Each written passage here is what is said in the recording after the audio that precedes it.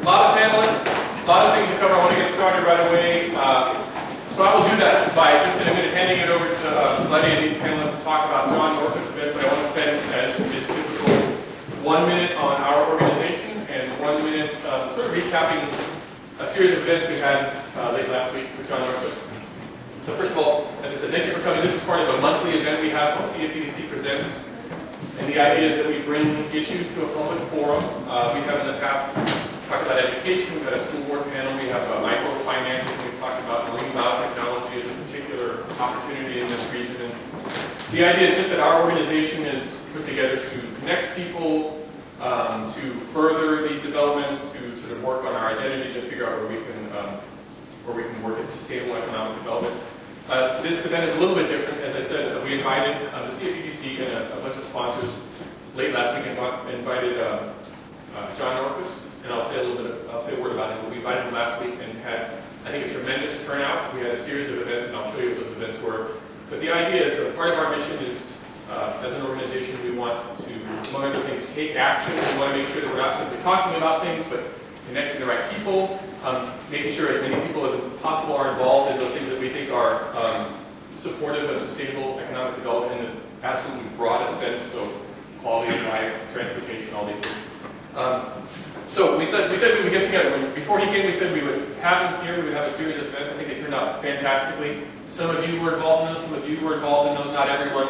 But the point is that we got a lot of information from John, and we said to ourselves we would boil it down in a meeting, in a setting like this, and figure out what did he say, what can we do more about, how are we going to handle this going forward, what exactly are the next steps. So that's what we're doing tonight, and I'm going to take you through, just sort of, for those of you who were there or not there, I'm going to sort of show you a little bit about what those events were. A little bit about John Norquist. He is, among other things, the president of the Congress for New Urbanism, so that's an organization that thinks a lot about development and planning, smart growth, walkable cities, these things. He's that guy. He came here. He took a tour of Wilmington. He was a Wisconsin state legislator. He was for a long time the mayor of Milwaukee. So he actually presided over Milwaukee at a time when they did a lot with the city of Milwaukee. So he became interested and took much further the idea of urban infill and sort of doing the right thing for this big city. A lot to say about that. A lot to say about our city while he was here. I'm going to tour through our sponsors, so it costs some money to bring John Norquist here. We had some fantastic sponsors, and I'm going to go step through them really quickly, but we had various levels of sponsorship. You can see I'm sort of reusing some of the slides in here from the event itself. These are all people who helped us bring John here for a couple of days and take part in these events. So he got here on Thursday, and he had a tour of this area, and I think he went to Mayfair. He went to Lumina Station. He went to our transfer transit hub. He had a lot to say about that, actually. And he ended up downtown, and he toured downtown. He actually stayed downtown, and so he was taking in information so that right after that he could give us some information about our own town, which we were very interested in. So a dinner presentation on Thursday night, and there it was more informal. The theme was building civic capacity to achieve a sustainable Cape Fear. Sort of a prompt for him, I think he was sort of extemporizing about our opportunity and our particular situations. And then on Friday morning, he had a closed session with a bunch of planners. And I think that was a tremendous success. I heard that we got planners from, not only from the city and county here, but from neighboring cities, and I guess from Myrtle Beach, the planning group came up from there. So they all went into a room and talked about planning. We may hear a little bit about that. But then the keynote of the thing was that on Friday at lunch, he gave a talk about placemaking as an economic development tool in the new economy, also at the Hotel Terramar, just down the street here where we stayed. And I missed this, but there was a breakout session right afterwards, and maybe we could talk about that. But I think once you give a presentation like that, everyone is very interested to know how does it apply to our region, and can you say more about what that means to Wilmington? And when you said downtown, did you mean our downtown? So I didn't actually get to take part in that, but that's sort of what we're doing here. So the next slide here is, as I said, even before he came, he said, well, let's use that CFEDC Presents meeting, we have this monthly meeting, to go over what it means for us. So here we are tonight. Roundtable discussion, takeaway lessons. This is a panel of people to talk about Norquist, to talk about matters of development, matters of planning, walkable downtowns, livable cities, and so forth. Here tonight we have New Hanover County Commissioner Rick Kaplan. Dave Scatrino from Wilmington Downtown is also here. Buddy Milliken, who's on our board, is also here with us. Chris Boney, Tracy Sprable from Coastal Federation, Chris O'Keefe from New Hanover County Planning, and Billy King from Wilmington Industrial Development are all here to talk about Norquist.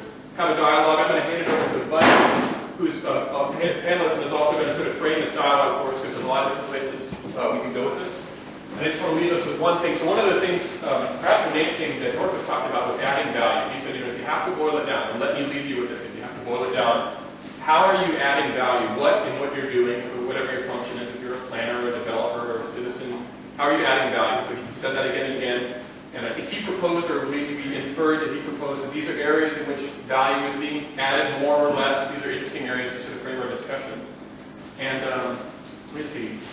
What we want to do is, we've got some time here. I think the panelists are going to have a discussion. I hope you all have questions and will want to participate. So be thinking about your questions. Let's see if we can have a panel discussion and then have a little time. I'm not sure how long this panel discussion will go, but let's if you have questions, save them for a little while, and then at the second half of this evening, if you have questions, you know, raise your hand and ask the panelists, ask each other. We'll have a conversation afterwards. And I'll help do that, but I'll turn it over to Buddy when I have this panel discussion. Okay, thanks, Ian. And that's right. I mean, I think the purpose of the panel here is not just to dispense wisdom and answers, but to mainly frame the issues and stimulate the discussion. And because we do have a small group, let's treat it that way and make sure that we get all the wisdom from everybody in the room. So we'll try to go over the main issues in 2 or 3 iterations here, go around the horn. But hopefully quickly thereafter, let's go ahead and get everybody else engaged. And you can certainly come on up to the front and I can preach, or we can get somebody else to sub here if that doesn't work. Well, as Ian said, we got John Norquist here, and we had a great time for 2 or 3 days with him. And then, like every other great event, there's a large preparation involved, which Lee Strux is responsible for a huge part of that. So thank you for organizing all of his visit and all of the events. But then what happens afterwards? There's the euphoria, and then there's, well, it's easy to go back to doing what you did the day before, and what difference does it make that we pay to get in here and other people, our sponsors and everybody else have? Does it mean anything at all? Well, the purpose of this roundtable is to hopefully make sure it does mean something, and that when we leave here tonight, it's a continual follow-up to the issues that were raised, and hopefully in a way we can improve the whole region. So, as he said, the overall theme with John Norquist was adding back. How does sustainability, smart growth, new urbanism, how does it add back? So the question I would pose for the panelists to go around quickly is, what does value mean to you, and what does it mean to add? So starting with Chris, what kind of value are you interested in? We got a pretty old question.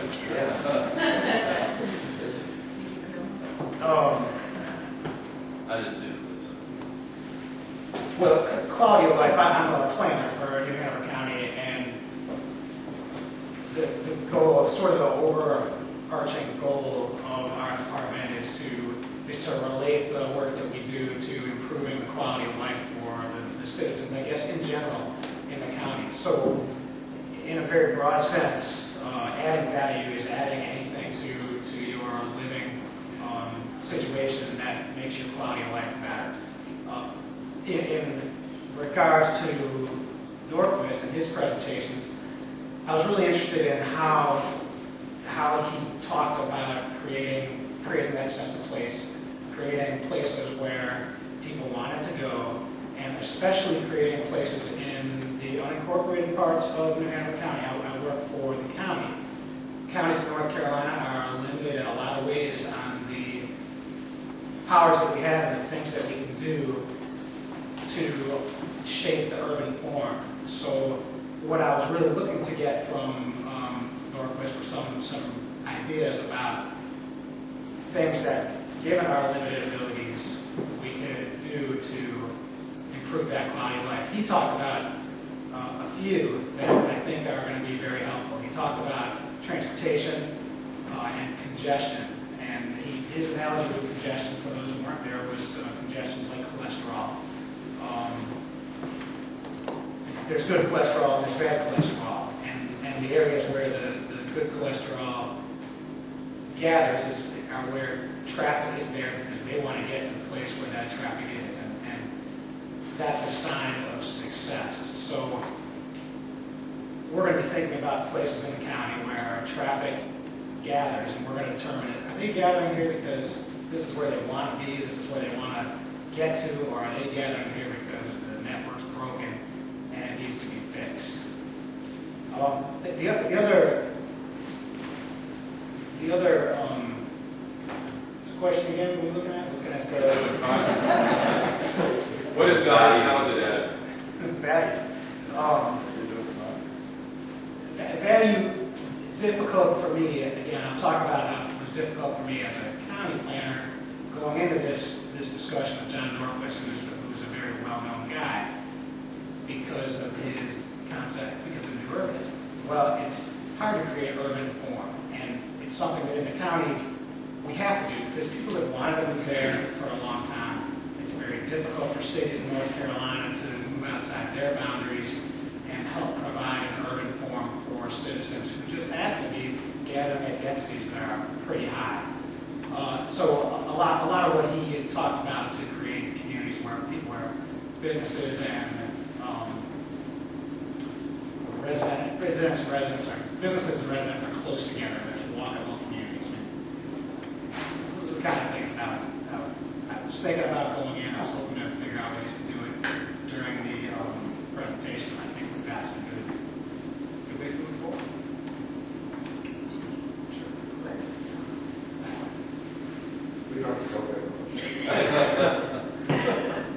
Okay, first, thank you for having me. I am a professional conservationist, I guess, is my title.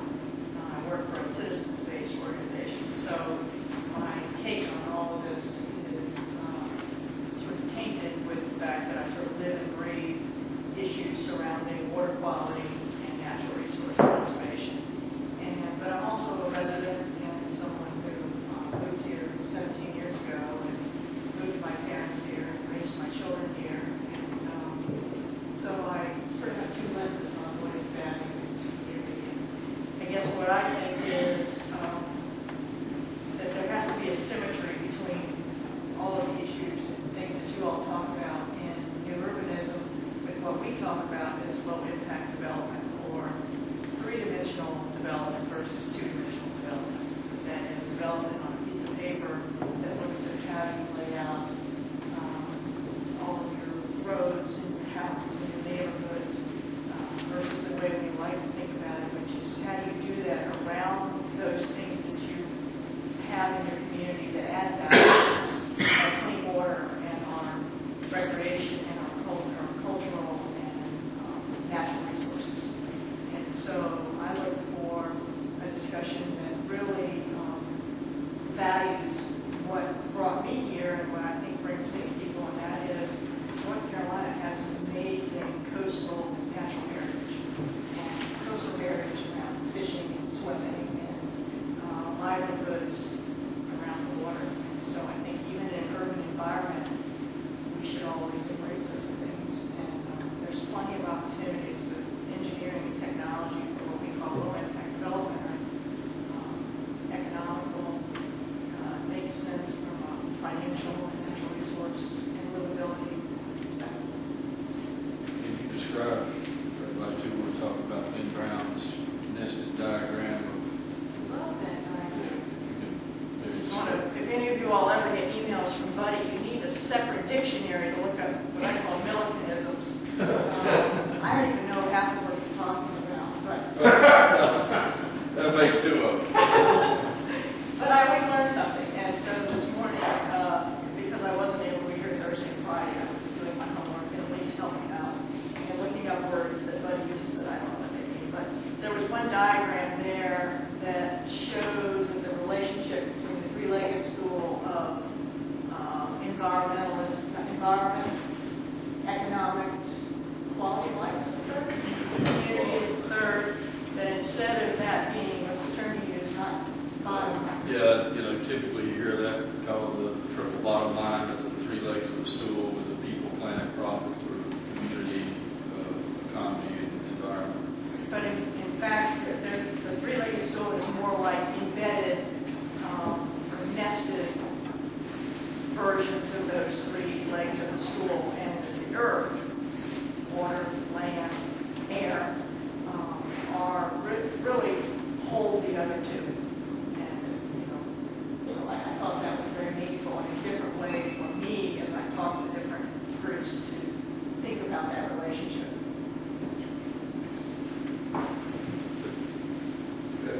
best part about not knowing what you're going to say is you'll be as surprised as everybody.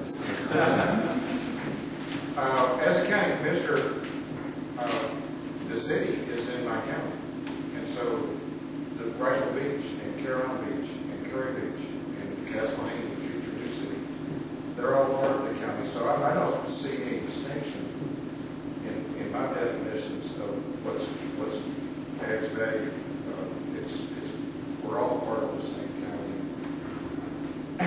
You know, urbanism has been a successful way of life for thousands of years. I think the suburban sprawl is the experiment, and we're struggling with that outside of the cities that we have. And I think that Americans are a little lonely because they spend a lot of time in their cars. And I have a business in East Germany. After the walking down, I did some environmental work over there. I'm an environmental engineer, by the way. So I share a lot of Tracy's concerns about that part of adding value. But there, a big part of your life was a social interaction. And the roads and the sidewalks and the cafes and the little markets are all something that Americans don't have. But it's a new change. It's basically the advent of the automobile that changed us from an urban culture to a suburban culture. So we are struggling with that. So I think things that would add value.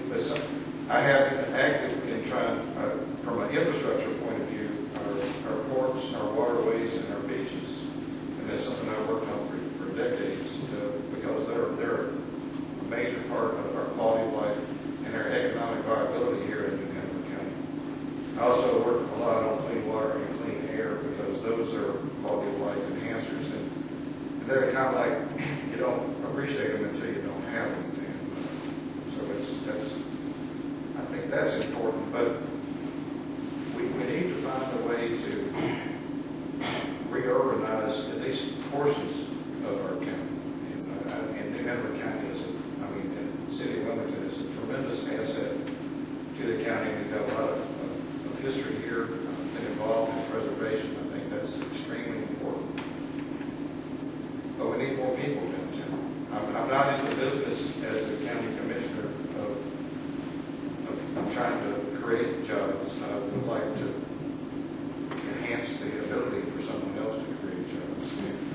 So one of the conversations we had with Mr. Norquist breakout session was, and with the city was, let's find one thing that we agree on as a city and a county and as a people, and we live in the beach communities. That's an incremental change that we can do that would enhance the city of Wilmington. That's our first project. And then I'll get behind it and do it well, and then do something else, one thing at a time, because that's a continuous improvement process. There's no money to do anything big, to make any overall sweeping changes. And I don't know if there's the political will or the will of the people to do something like that. But I like some, and I think Norquist was an incremental change type of guy. He was talking about change your signs, change the stripes on your roads, change the benches on the sidewalks. I don't know if I understood all that, but those are incremental things that you can do. And Rudy Giuliani had the broken window theory. If you've got a bad neighborhood, fix the windows that are broken. If you keep doing that, after a while, the neighborhoods aren't bad anymore, and it seemed to work. And so we need to find something that our people need to get our elected leaders behind one incremental thing at a time that we can do to enhance. I call it social urbanism. I like the idea of nodes. I like the idea of being able to walk, ride a bike. I like the idea of public transportation. We may not be big enough for a lot of public transportation. We can do better. And there's something to O'Keefe to do it, and there's something to Kay to do it. You guys got some tough challenges ahead, but you get my support. I'll stop. Well, and the comment about incrementalism that he advocates, because a lot of people may have heard Jane Jacobs, planner, but she said that pedestrian life is the small change of social capital. So I mean, that's the kind of thing that spawns big impacts later on. You got to start from where you are. Really, we got pressure on you. Everybody else is talking about everything but money. Well, as an economic developer, and I work for Wilmington Industrial Development, we're the economic developers, recruiters for the area. We also work with existing business and industry to help them stay here and expand here. But my job is to recruit business and industry and to bring investment and jobs to the region. And but we represent the region. We represent multiple counties and municipalities. And so I think this whole discussion, this Norquist discussion, is very similar to the one that the Chamber had begun some time ago with our Take Your Future initiative. And I think it talks a lot about quality of life, an engaged community, and wanting to make a better place. And I can tell you, with certainty, as we work with economic developers and site location consultants and relocation consultants across the country, that they're looking for communities. People often ask us, what one thing brings a particular business here?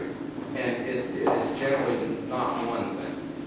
It's a collection of things that they call community. And when communities are engaged in the kind of discussions that we're having now, that is a positive thing. Because people are looking for diversity. And this is a diverse region. That's why people are attracted here. But people are looking for different things. People are looking for a vibrant downtown, a healthy downtown. Dave and I were talking about how important downtown is to the Wilmington area.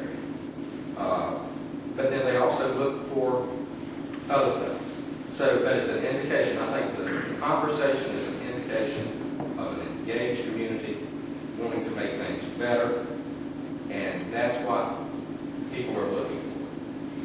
They're looking for that quality of life, the engaged community, a place where they can not only be successful in business, but raise their families and have a future. And so I think, and I like the analogy that you had from the three-legged stool to the nesting. And I think the last comment in that was, one is no more important than the other. They all are very important. They support each other. So my view is that you've got to have a strong economy to have a healthy community.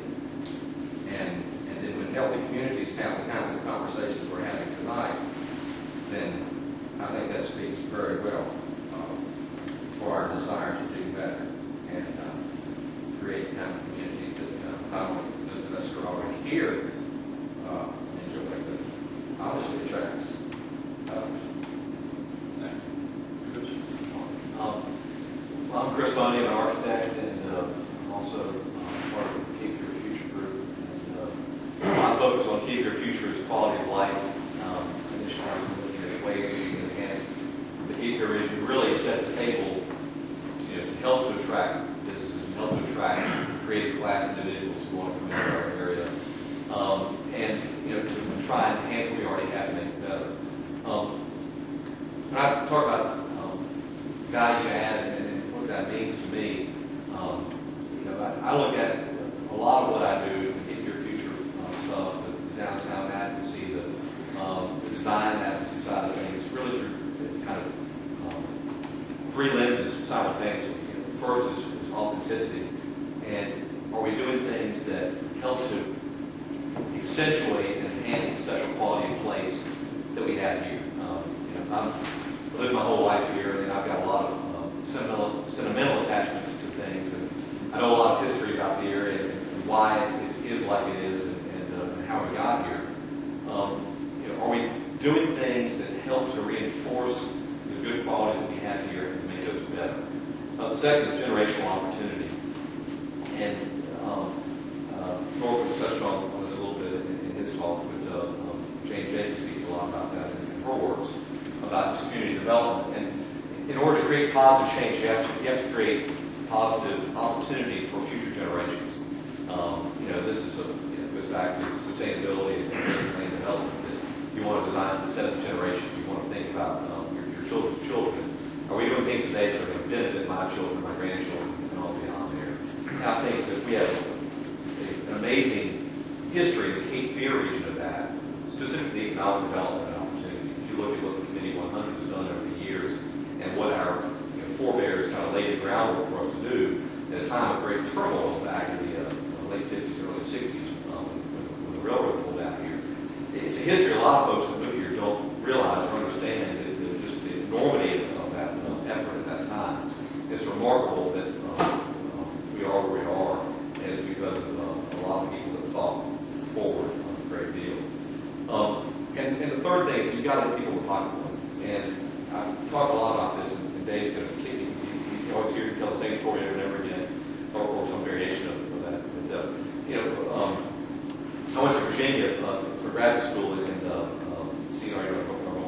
but good story. Yeah, so, but Bill McDonough was the dean of architecture there, and he's a famous green architect. And he came in, we all want to hear about green architecture, how you be green architect, work about sustainability.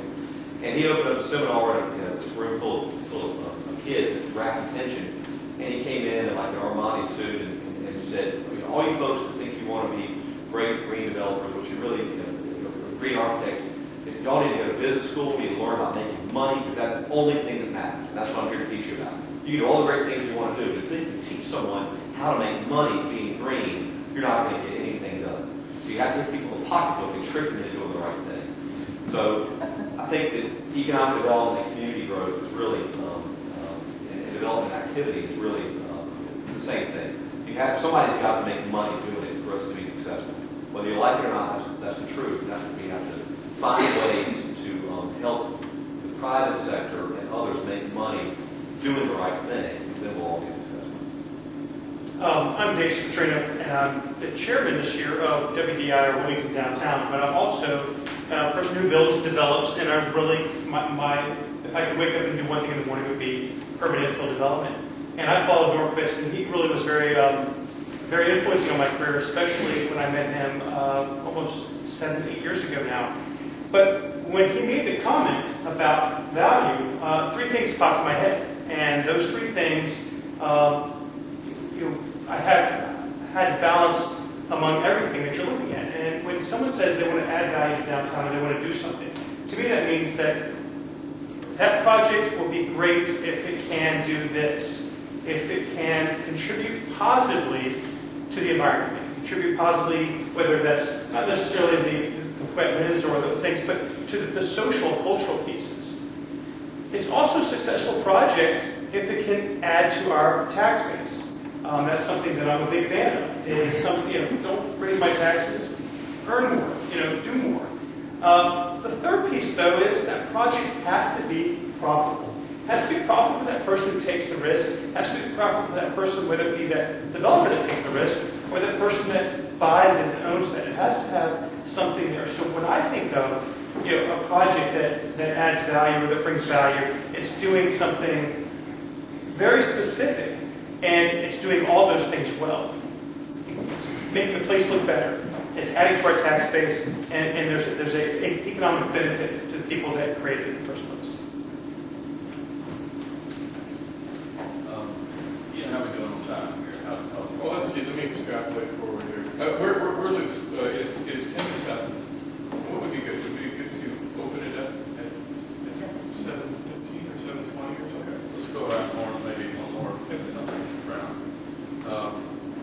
That's great. We've got a lot of different lenses that people are looking through.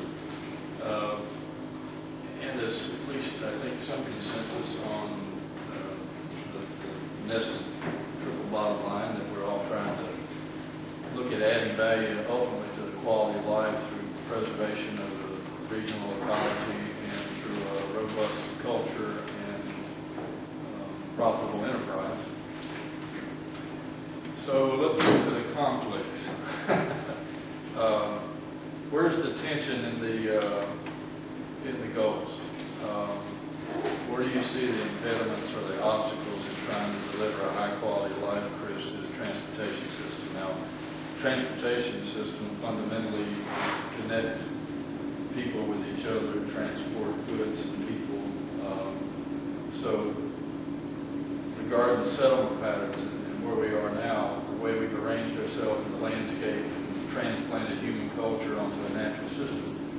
And now we're asking you to move us all around and connect us to where we need to go to work and hang out, and go to the bar, go to school, whatever it is, go back to the bar and school. Where's the tension, where's the conflict or the challenges for you in where we are right now? And in order to implement John's advice, what do you do incrementally to get there? Transportation is a huge challenge, no question about it. It also is one of the issues that people in Wilmington seem galvanized about in their agreement that it's a problem, that perhaps we have too much congestion. Personally, I'm from Chicago, and I don't view congestion as quite the major problem that I think a lot of people do, because I've seen a lot worse. But nonetheless, to reflect back on the comments I made earlier, is the congestion happening where you want to be, or is it happening because you're trying to get somewhere else? And if it's because you're trying to get somewhere else, then it's a problem that you can build a road to fix, you can add more lane, you can do something like that. But if it's a problem where you want to be, then it's a good problem. You need to embrace that problem. You need to continue to promote the kind of development that's caused the problem in the first place. People are coming to a place where they like to be there, so build more of what they like. Help them move around the areas that they want to be in. You can do that through providing transit services. Transit services also work great to get people from one of those areas that they want to be to perhaps another area they want to be. Parking is a big issue, and I learned a lot from Norquist. Norquist talked a lot about how their season park, one of the illustrations that Ian showed beforehand, showed a shopping center, and it was just pavement for miles and miles. There was a mall in the middle with parking lot, endless parking lot. And that's exactly what we want to get away from. We want to create that community where people are engaged in what they're doing. Every minute they're moving about with their community to the places they want to go, and they're enjoying the place that they can get to with the infrastructure that we've got. So how are we going to tackle that problem? It's promoting the urban forum. It's talking about connectivity. It's trying to duplicate on the upper right drawing and the upper left side of that drawing. It's trying to connect to it. It's trying to create grid networks that are fairly closely linked and where people want to get it. The grid network downtown. Do we have traffic jams as such compared to suburban arterials? I would say no, but again, I think it's a matter of perspective. I can find a lot of people who say yes. That's a form that people want to recreate again and again. People love to go there. So my opinion is no. I think most people would agree. That's what we're after. I'll jump in and skip the linear nature of that. That's all right. Sorry, Tracy. No, it's fine. I tell you what, and why don't we do that from here on out till you call? Let's go ahead and do that. Jump in anytime, anybody. Well, just to tag on what Chris said, and that's a great slide there to touch on some of the things that public entities do. And I agree with Chris, and I think that transportation is such a key effort, or a key ingredient to what we do and how our quality of life and our business economy live. I think that it speaks to the role of public involvement in private enterprise. And a lot has been said recently, politically and otherwise, about private investment, private dollars, and what the role of the public should be in these things. When you talk about transportation, big picture, forget about is it business on College Road, 5 o'clock on Friday, but look at what transportation can do, and look at 1990. And that, there's a few seminal years in Wilmington's history. One was 1961, the other one was coastline. Another was 1990 when I-40 opened, and it was like somebody opened a fire hose into this area. If you look at Wilmington in 1987, and I'm going to get my numbers a little bit population of Wilmington in 1987 was about 48,000 people. The population of Wilmington in 1957 was about 45,000 people. I mean, there was very little growth over those years, if you look at 30 years in that area. And of course, we've seen what's happened since then. I'm not sure what the population would be today without annexation, that's one other topic, but it's much larger. The growth has come because of I-40 has been a huge thing. So, what does that mean to us? And again, it speaks to me to the role of public investment in private, in helping to promote private investment. And if it weren't for I-40, we wouldn't be where we are today as the Cape Fear region. So the public has a role in promoting, creating a framework for success for private industry to step in and take over. And that's what I think we need to, we get lost in a lot of minutia about is the public taking over from a certain private sector and so forth. But I think on that grid is a very good example. Does it add value? Does it create that framework for private industry to step in and be successful? Transportation can do that.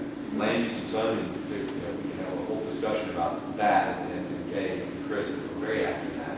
Creating zoning districts and land use patterns that help to allow people to be successful with what they do. Infrastructure is another key one. It's called looking at the CFEDC, the problems that they've had getting infrastructure back up where it needs to be. And I know Rick's been very involved with that as that building. If you don't have the infrastructure, then a business can't come in here because it's just too difficult to build. If you have to upgrade a pump station 2 miles away in order to bring your business and relocate it to the Wilmington area, you might go to Charlotte to relocate that business. And that makes Billy's job just that much harder. So I'll stop right there. But I think it's all those things. The challenges are all those things. The public has a role in that. And it's a matter of there is no money right now. So we've got to find a way to make it happen. Yeah, we need to be careful. I think we're preaching to the choir a little bit here. There are a lot of people in New Hampshire County that don't care about what we're talking about. I think that's, you talked about the conflicts and the tension. And that's okay. A lot of people are new implants from somewhere else. They're returning communities. They're very happy with the way things are. So we have to recognize that in whatever plans that we come up with, whatever solutions we develop. But I think that everybody in New Hampshire County at some point in time would appreciate a better downtown.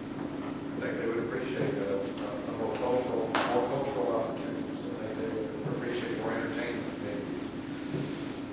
But that is a conflict because if you go to Riceville Beach, they have a different agenda.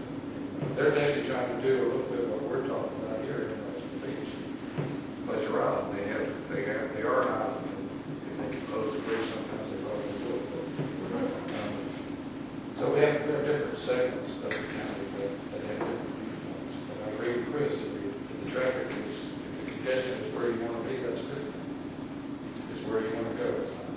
I guess it gets back to the nested Venn diagram again. If you're looking at the region and you do what's good for the region, what's good for the metropolitan area of the region, and then what's good for the smaller cities, to be able to relate that same diagram sort of in the economic spheres, how they relate to each other. Yeah, Tracy, particularly comment on, I know you got something right now, but also make sure that you talk about what conflicts there are trying to conserve. Yeah, okay. To speak about is that, I've lived in a number of cities, a number of places, a number of downtowns, and to me, what separates sort of a great city from a good city or not so good city is that there's a balance between natural resources, cultural resources, economic development, all those things. And I think one of the conflicts is that there is a lack of trust between the environmentalists, if you will, and the industrial folks, economic developers. That's why I'm in the middle. I certainly. This placement was all strategic. But, I'm the first to admit, and I'll accept responsibility, there's been a lack of much-needed discourse. And I think the question is, are those things mutually exclusive? And I think for a long time, it is assumed that if you're going to do all those things that David's talking about, that the inevitable result isn't the environmental suffering. And I think that's absolutely not true and not the way that we should move it forward. But what I do think happens is folks that are educated in land use planning, engineering, design, unless they take specific classes in low impact development and what we call conservation design, it's just not part of the current thinking that you don't have to sacrifice clean water or trees or native vegetation while you're ensuring all those other things. But I've never sat down and met with these folks, and that is as much my fault as anybody else's. But I think in terms of conflict, it is a matter, it boils down to a matter of trust, and a matter of saying, yeah, but that nesting where, you know, my boss always says, which annoys me to no end, the devil's in the details. Everybody's environmentalist, if you ask them. But when it gets right down to it, what are you going to do about it to make sure that we keep clean water and natural resources, which add, to me, tremendous value to our community? And we should be talking a lot more than we're talking. Well, Billy talked about recruits looking at the overall community and not just whether there's 300 linear feet of sewer line or capacity of the size of the pipe. I know I go kayaking on Town Creek, in County Park now, 133, and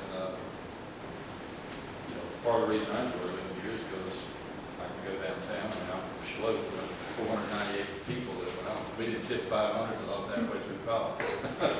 So, and I could ride down the middle of the street and get groceries from my mother. But at 6 years old, I could ride down independently and go to the store. So, I mean, you know, my kids never been able to do that in Wilmington. But there are a lot of community assets throughout the whole region. You know, the downtown is one. That Town Creek is another. I mean, that's a wonderful place now. They got the park down there to put in and take a 3 or 4 hour paddle. And there are people who are coming from very intense urban environments who just don't have the luxury of being able to do that. And 30 minutes later, come down and have a nice meal and walk downtown and enjoy the riverfront. That's really a pretty unique segue available to people who live in this area. So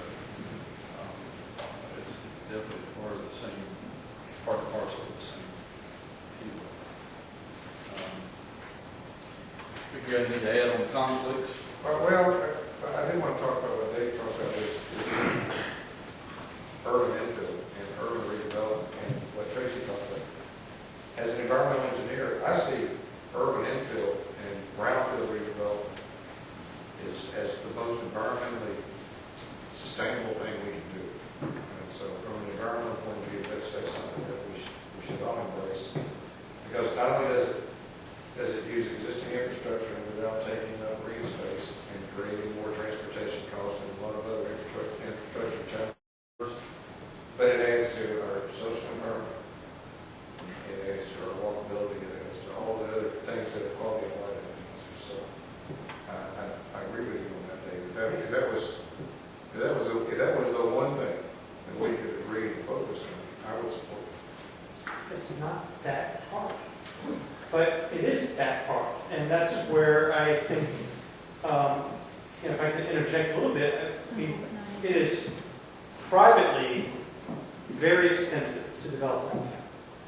But publicly, there's a huge benefit. We build in Leland and Brunswick Forest, and publicly, it is, or privately, it's very inexpensive for me to build up there. But publicly, if you look at how much roads and school systems or whatever's needed, publicly it's very expensive. So, but you don't feel it as much. And it's obviously, with any business endeavor, the shortest path between 2 points is not a straight line. It's the easiest path. I mean, that's why the Mississippi River runs the way it does. And I think when, after Norquist was wrapping up last week, and I was thinking about some stuff, and I started thinking about it. If I was the planner of Wilmington, if I was Kate Grayfield or Chris O'Keefe, if I was a long-range planner, and I wanted to encourage redevelopment downtown, I mean, if I got fired today, and I showed up tomorrow, and I was the new planner, my job and my charge was, you're fired, Trino, you're not a builder developer anymore, you're not an info guy, but Your new job is you're the guy in charge of getting other people to build and develop downtown. And that's how I showed up on the first day. I had to think, what would I do? And I immediately started thinking, I mean, obviously I talk to myself a lot, I think about a lot of things. But I started thinking about who would I go recruit? Who would I go, who would I have lunch with every day for 5 weeks and find and say, I need you downtown, and what are we going to do to make it happen downtown, and you're going to come downtown. And I started thinking about it, and this was something that the mayor said to me Friday night, he's like, there's not really a whole lot of guys do anything anymore.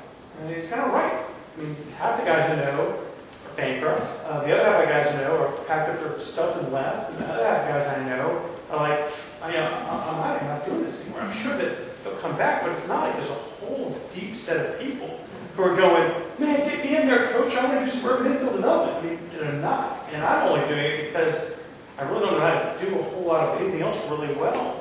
And so I started thinking about who those people are, and there are people who aren't doing anything that. I mean, I'm not calling up Gene Merritt or Terry Espy or Todd Taconis and going, hey, do some more stuff downtown. I'm finding the people that built these really cool, innovative buildings recently by the YMCA. Has anyone seen off 29th Street? There's these really neat buildings, and I mean, I don't know what they cost, I don't know who lives there, I don't know what the demographics are. It's kind of an oddball little location, but I'm like, man, I gotta get that guy downtown. Who did it? Okay, hey, you come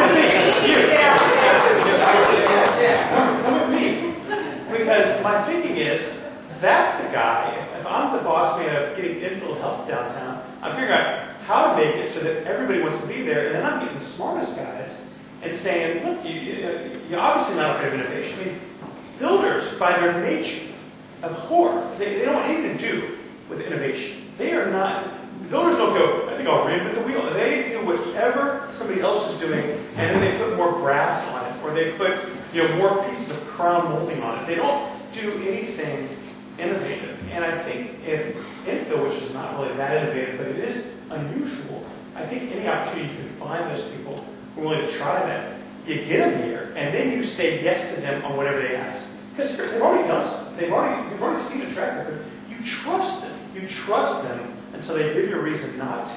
And you get the hell out of their way. But when they come to you and they go, that guy over there said no to me. That guy, he's fired. Go do whatever you want. I mean, that is the attitude that I would love to see downtown.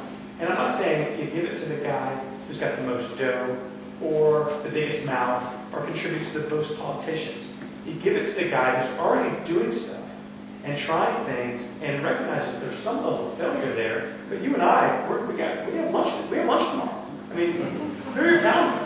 I'm actually having lunch with your brother, so tell him I'm not coming. I'm having lunch with that guy. Because that's the guy I want to say is, look, I got something for you, and I can help this make this work, and I'll partner with you. I remember the gals that want to do urban infill as well. Guy is a what's it called in the legal terms? It's a Pejorative. Yeah, right. So I'm glad to have anybody, but I think that we made a bunch of money in 2005 downtown.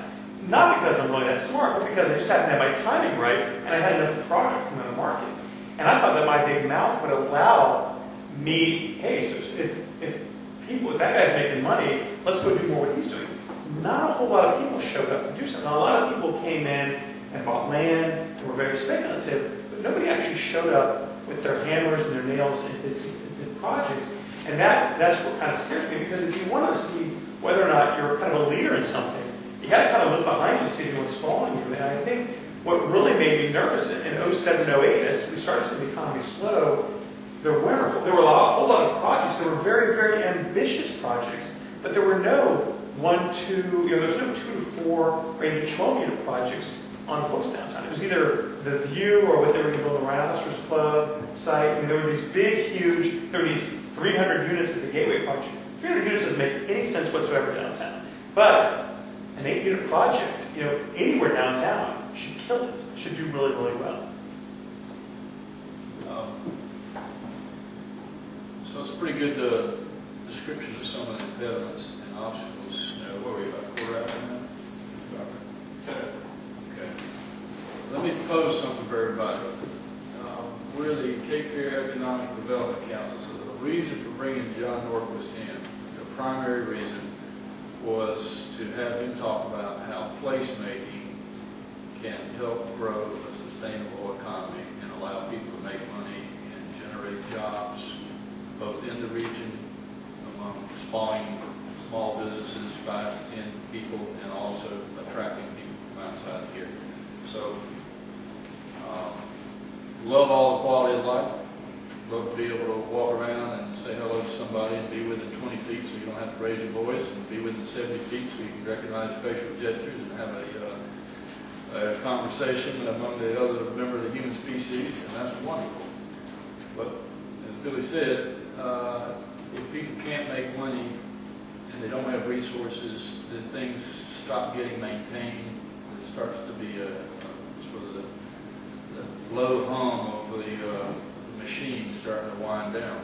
So you got to do all that while still preserving the ecology of the region that allows you to breathe and have food and drink and all those other things. But Billy and Chris talked about the economy, and Chris talked about leverage public investments that help promote private success, creating that kind of communal petri dish that private business can grow in and spawn and create economy.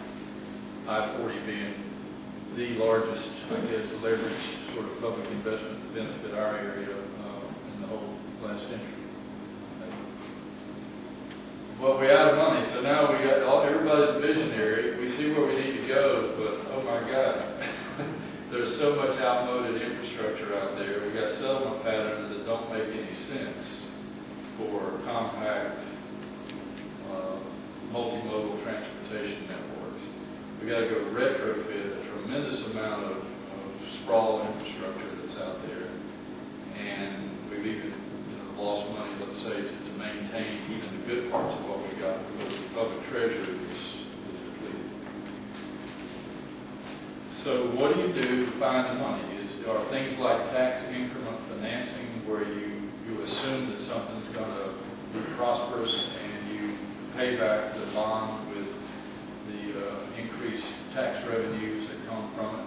I mean, can we identify the savings that will occur from even now in a very, very tight time, making those kinds of public investments and financing with future savings? I mean, what kinds of things can, I've maybe time now to open that up to public, because to me, I mean, there's a lot of consensus on what needs to be done to correct, but having the financial capacity to do it and where that's coming from, the only thing I can see, again, is if it truly is going to save money in a significant way for the operation of a municipality and region, I think it will. I mean, everything from reduced infrastructure investment to reduced maintenance to the meter readers don't have to travel as far. It doesn't take as long to go put out a fire. I mean, it spreads across every single aspect of operating the city and municipality and region. So what are our thoughts on how you take those future savings, and we've got an appraiser in the room, and bring it down to present value and borrow against that present value sufficiently to be able to get the money and do the retrofit? To do a tip, you're speaking specifically about tips. And I use that as an analogy. Are you asking if it's a good idea or a bad idea? Well, no, I'm using the tip as just an analogy to say that's one technique that kind of... That's one way to do it. Right. Maybe a more natural way to do it would be to have a business-friendly community that encourages investment. Because without investment, you don't have the tax base to help pay for the services that all of us have become accustomed to and that we all need and demand and want. So I think you've got to look at being a community that's sensitive to the environment, but also sensitive to our economic well-being. And so that's why we work to attract businesses that are interested in coming here and making an investment. That tax base is what helps pay the bill. That pays the bill. Ask Rick. Without that industrial base and that business tax base, all of us would have to pay more taxes. And then when you bring in the jobs with it, that further feeds the economy. Let me give you a great example. We helped bring Verizon Wireless here 7.5 years ago. And by the way, everything that we work on is competitive. Verizon Wireless was looking at multiple locations across the country. But they chose Wilmington for lots of reasons. One of which was the quality of life, because they were looking to hire people, pay a good salary, and they needed educated people, and they made a great investment over there off of Shipyard Boulevard. They opened the doors with approximately 850, 900 customer service people. Those people make well above average pay. They have good benefits. And those are the kinds of jobs that afford people the ability to shop, buy homes, buy cars, visit the restaurants downtown, visit the restaurants in Mayfair or at the beach. That is a self-sustaining economic cycle. And so that's part of our mission, is to bring good businesses here that pay a good salary and a good wage, so we can be a financially healthy community, so that then we can discuss things like we're discussing tonight. How can we even make it a better place to live and work? The end of the Verizon story, and there's many examples, but I use this one because it's a great example. They've been here 7.5 years. They now have about 1,500 employees. And their customer service center is a premier center in their system. As a matter of fact, I was in a discussion not long ago with them and the airport. We're talking about air traffic and that sort of thing. There's a lot of people, they bring a lot of people in town to do training and show off this center. It's a premier center of theirs in their entire system. So again, the economic impact continues to roll. When Verizon first came here and we made the announcement, we did some economic forecast on that. And that one project alone, with the initial of approximately 1,000 employees, was estimated to kick off over $200 million a year, every year, in the Wilmington area. So I would suggest to you that being economically sound is one way to begin to be able to afford to do some of the other things we want to do, and that's make this even a better place to live. So is there a little bit of chicken and egg that they came here because of quality of life? Quality of life is predicated upon some public investment. Well, they came here for lots of reasons. I mean, we have an available workforce. As a matter of fact, I call it our renewable workforce, because one of the first questions when they came here was, where are we going to find 850 people who can be trained in our sophisticated software systems and do the job? Well, look around. We're a wealthy community when it comes to education. We've got UNCW, we've got Cape Fear Community College. Guess where we found those employees? Right here in our community. They were educated people. They had proven that they could learn because they had either graduated from UNCW or they graduated from Cape Fear Community College. But guess where they were still living? They were still living here because they love it here. So they were working at other jobs. They may have been waiting tables, doing other service industry kind of jobs. But when a good job came along, they were able to qualify, pass the test, and pass the training. And now they're making, like I said, above average salary with great benefits, and they've grown and everything. So they came here for a lot of reasons. Our people, our resources, our quality of life, our region. So like I said earlier, there's generally no one thing. They look for communities. And so that's what we try to promote. When we have a client fly in, our office is at the airport. They'll fly into the airport, we'll bring them to our office, and we'll give them a generic presentation about the region, pointing out the advantages. And then we love to put them in the car and show off our area. And one of the first ways we hit right over from the airport, right downtown. We drive through downtown. We show off the river. We show off the fact that PPD has its headquarters in downtown Wilmington. We show off the historical area. And then we head down Market Street and we show off the university, we show off our downtown Hayfair Community Campus, and then by the time we get them to the beach, their heads are spinning. They're saying, gee whiz, I can live in a historical home downtown, enjoy that lifestyle, or I can move down to the beach, or I can live out in the county. And so it's the package. It's the total package that makes this a great place to live. But without that framework, they will come. I mean, Yeah. without you being there doing what you do, without having the infrastructure to support their business, they won't give us a second look. And, part goes to the question, like you talked about, is growth a good thing? There are those that say, or you mentioned, those that say growth is not a good thing. And yet, as a business owner and as folks that have got that, you need growth to sustain the economy to some degree.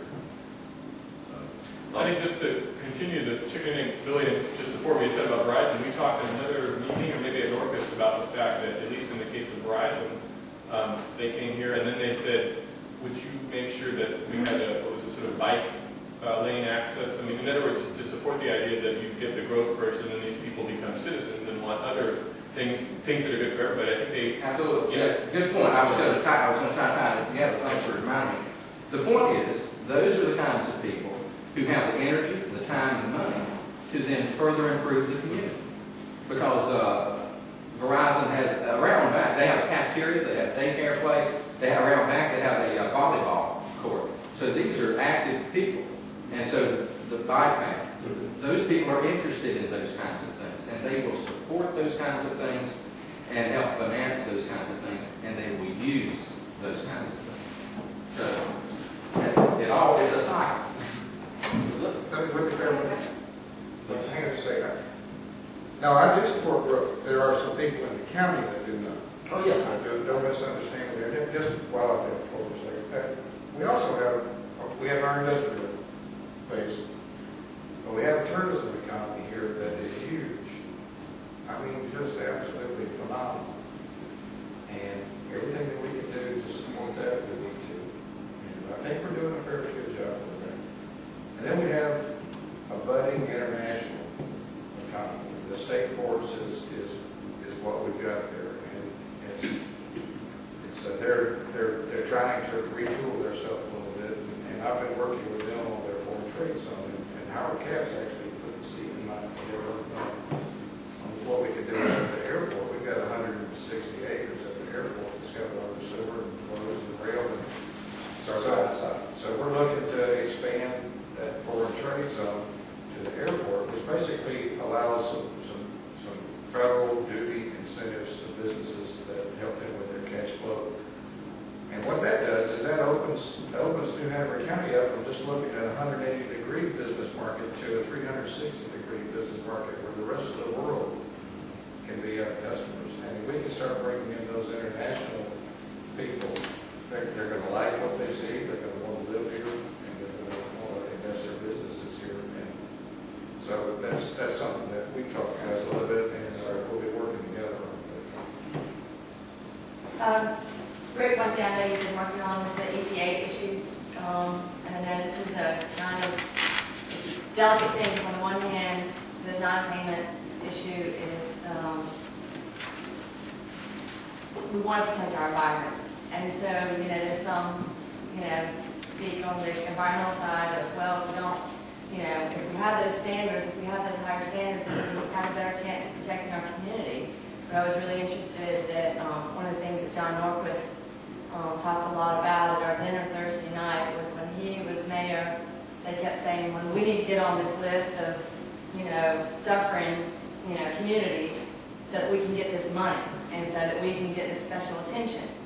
And he said, I don't want to be on a list. I don't want to be on any list that says that we are potentially somehow deficient. And so I guess, one question, for you and for others is, how do we both maintain that sense of confidence about how we are as a community and yet still uphold that sense of standards about what we want to do to protect the environment that we love and the place that we love? Well, on the air quality issue, I think we focus on that, the sulfur dioxide. just met with EPA, we had air quality in Washington. It looks like they're going to give us an additional year, and we've had sulfur dioxide is very localized contaminant, and there has been a facility closed right there by the monitor, so we've got new data for 2011 that's below the standard, and we can, and they run on 3-year averages, so if we need more year, chances are we're going to have the ability to not have the non-contaminant. We don't want to be on that list. That would impact every industry that we're talking about here, in any of their expansion, and they would have to spend millions of dollars to do additional work that they wouldn't have to do otherwise. They still have to meet the new standard, but being in a non-containment area is even more. It could affect our bond ratings, which would cost us money and cripples our ability to do things. So we're probably going to get out of that, but one of the things we have to do is we have to keep that plant that closed. And so I'm working right now to find another location, and they're being very cooperative. But we have to find a location on the river that has enough water. We're working on that. Yeah, there's some very positive things to be here. This like the 7 plant change. Yeah, and that's our icing on the cake, actually. The timing of that didn't influence EPA's decision to work with us, but that was icing on the cake. And that is just to let you know, right now in New Memory County, people are breathing air that is well below the sulfur dioxide standard. That's a good thing to know. We've got monitors that the county's put in. We'll be getting those results soon. I think they'll be even lower than what we're getting right there at 421. But that's still a concern, and it does tie into what we're talking about, industrial recruitment. There is a balancing act there. I mean, our old industrial I-2 standard said this is where you are supposed to put your noisy, smelly, dangerous, hazardous waste places, and we can't have it. And that's a 1969 standard. And so we're looking to rework that, and that's we're working with Chris and his department on that. And that's going forward. We're going to have to be a little bit more careful what we bring in. But I think that everybody understands that. Verizon is a great example of something that works for us. But it's still balancing act. We're a small county. Looks like we're going to avoid this particular crisis. We need to be careful that we're proactive so that we don't come up with another. Anybody's got a question in the audience? I'd like to generalize a little bit and maybe get specific at the end about how do we attract more fine industry that will populate the airport and will give us the additional high-quality employment, and what are the impediments to that you see. Billy, I think you ought to give us your comments about that. Sure. Well, I'll give you a good example of how we're trying to take advantage of attracting those kinds of industry. We are doing some research and development on the aerospace industry. We're always looking for the next best thing for our area. Wilmington is located is very strategically along the East Coast. And recently, everybody knows about the Boeing announcement that's going to Charleston, South Carolina, where they're going to be building the Dreamliner. And in 2008, Spirit Aerosystems took a fuselage manufacturing operation to Kinston, North Carolina. Well, both of those are huge manufacturers in a high-tech industry. Most of those industries and suppliers have always been on the West Coast. But now we've got 2 major manufacturers coming east. So we took a look at our strategic location between Charleston, South Carolina, and Kinston, and our research has revealed that suppliers to those industries need to be within 2 to 3 hours of major manufacturers like that. So we think with our highway infrastructure, our connectivity to Wilmington holds a lot of promise and potential to attract those kinds of industry, those kinds of jobs. So we're concentrating on that particular industry. We're researching and developing it. We're talking to people on the West Coast, the suppliers that have been working with Boeing and Spirit Aerosystems, And we think we stand a good chance to attract those suppliers to the Wilmington area so that they can be close to those two major manufacturers. So that's the kind of thing that we're working on. Do you think they benefit from a foreign trade zone? It depends on where there's the logistics supply chain and stuff. But typically, yes. So I think, we're strategically in a great position on that particular industry. But those are the kinds of things we're always studying and trying to figure out what is the next best thing that our region could attract. We think that has a lot of promise. Those are good paying jobs, very clean industry, high-tech industry, and we think with our quality of life here, we're going to be able to attract those folks from the West Coast. And we've made some visits out there, and every one of the industries that I talk to want to get out of California because it's so hard to make a profit in California now. And so that's a lesson to be learned too. North Carolina does not want to get the reputation that we're hard to deal with and that you can't be profitable in North Carolina because your reputation precedes you. Have you sought and are you receiving political support at a level that will assist in that decision being made? Yes. I mean, we work very closely with our allies at the city, state, county, and state level. But for the most part, these kinds of efforts are a lot of hard work, a lot of research, development, study, knowing the industry, researching the suppliers and manufacturers, knowing what drives them. And, that's a lot of that's what we do at WID. And so that's part of our job. But no, I mean, we've got great relationships with our cities and counties that we contract with to do economic development. So it's all a team sport. Economic development is not one-on-one. It's a team sport. It requires a lot of help and cooperation from our members and our allies and those who support us financially. So we're very fortunate to have that kind of private sector support in this region. But that's just one example of some of the things we're reaching out to do. Thank you. Anybody else had their hand up? No? No. We're not doing controversial enough. So I guess one of the questions that I have, not as a developer, but listening to much of the discussion over the last several days is, if we were to work on one thing in the next 6 months, what's the one impediment to the kind of economic development that we want in the region, in downtown? Is there that's good for the quality of life, the environment, and the economy? What's the one impediment that we can remove?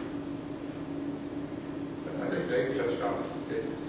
The cost of money right now is unbelievable because of how long it takes to get something approved and turn it around to where you can get your money back. And if we could find a way, if we pick infill funding, we could find a way to fast track that process. So right now, I mean, it's just ridiculous how long it takes to get permits. It's unbelievable. We have World War II right now. We'd never get the first ship built by the time the war was over. And We would if we had to. And that's what irks me about, I mean, that's the problem I think I'm struggling with is there's really not, we have a good life here in Wilmington. Hey man, it's good. It's not that bad. It's good. But when you really drill it down to, if I had to build if the city had to have 8 condominiums built downtown, and it needed to start in 2 weeks, I mean, I am still impressed with how quickly Verizon got built. I'm still, I mean, I give a lot of credit, but you know what? That guy was going to roll heads, and everybody behind that guy was going to roll heads if something slowed up Verizon. And I think there's just not the sense that it's necessary. What do you need a condo for? I mean, and besides, build them over there because it's already ready for you. Don't build them downtown because it's easier over there. I think that's what I struggle with. If there was a war, you're damn straight we get it. I mean, I'd be the first one out there. And anyone that got in my way from preventing me from protecting my country, we kill them. Yeah, that's what we do. Rick makes a great point. Speed to market is what most businesses are looking for. And there's several things that are holding that up right now. Financing, permitting. So if we could streamline those processes and enable these people to get operational quicker, that would be huge. Excuse me just 1 second. Tracy's been waiting. Go. Follow that. Okay, go. Well, anticipate a little bit of what Tracy may say. When you say streamline the process, because I've said that before and I've had my hands slapped, it brings up to mind people saying, well, circumvent the rules. And that's not what I know you meant, and that's I think that there's a way to do that intelligently. Specific to downtown, this is a little bit of a different issue, but land use and zoning, and near your dates mark, and Kay and I talked about this a lot, is right now the way the ordinance is structured for downtown is a little bit punitive. It actually is almost trying to discourage growth rather than encourage growth, because there's so many things that you can't do rather than saying what you can do. And to get something done, you have to be such an advocate for yourself to go in and fight with each individual entity that wants to tell you why you can't do something. And even if you want to do a really good project, or do the right thing, if you do all the right things, you're still going to need to find someone to say no, and then you go back to the beginning and go through that process again. Or And it worse. becomes very difficult. Or worse would happen. Well, and just to close the loop on that, my one suggestion to that dilemma is the institution of a civic design center, which not to create another layer of bureaucracy, but to create an entity. They have this in most major cities now. If you go to Charleston, they have one. If you go to Raleigh, Asheville, it serves a dual role. One as an advocate for private entities that want to do the right thing, that are bringing the types of projects that we want to our area. And we identify the projects we want because we've already get through the public process. If they're doing the right thing, then it should be easy for them. We should try and make it easy for them to go through the process and get what they need to do that type of development, that type of growth that we all want to see. If it's a green project, if it's a positive economic development project, then let's lay the groundwork and then we get through. The Civic Design Center can do that by serving as an advocate for that entity within the public, kind of a public-private liaison, if you will. And the other part of that is that they can help to work with public entities that are doing projects like the CFEDC, the city, the county, when they do a public project, to make sure that the project is of the caliber that the private industry, the private sector expects to see built into the public arena. That it's meeting the needs of the infrastructure long-term for business development and growth ability needs. That it looks the way that today needs it to look for a city street to lead to his new building downtown. And it does all those types of things. And basically trying to close the loop between the public-private sectors. Chris, how long has that proposal been on the table, and what has held it up, and how do we get this done? Well, we discussed it for... I'll tell you, we started discussing it November 17th, 2009. That's when we started the real discussion that this is something our city needs. We also discussed a public market downtown. We also discussed a number of things. So, if you don't like the fact that nothing occurs, it's your politician's fault. I'll stop there. I'm unhappy with some of our politicians. Just a second. Let's let Tracy respond. Just two things. One is, I don't disagree with you whether you're trying to do what you're trying to do or trying to do projects that we try to do. There's a lot of dysfunction in the regulatory community. I was a regulator for 8 years, and not in the state, in other states, but I don't disagree with you one bit. There's so much work that we can be doing to tie things together. Having said that, I'm just going to say this. I personally think we're at a crossroads in this county and in this city, and nobody here is unaware of the discussions over the last 3 years on what we're going to be. Are we going to be a tourism-based economy with high-quality of life tied to our natural resources? Are we going to be Georgetown, South Carolina? Are we going to be a community that is always sort of skirting with air quality issues, shellfish closures, swimming advisories in Wrightsville Beach last week, in Caroline Beach and Curry Beach? I guess my point is, we have to decide. There are some very hard decisions that have to be made, and I don't want to be on the outside of those decisions as a conservationist, but that's where we are at this point. There's a reason why Rick has to go to DC and fight for this town and this community not being in non-attainment. And you can work on SO2, but then ground level ozone is right behind that. Right behind that.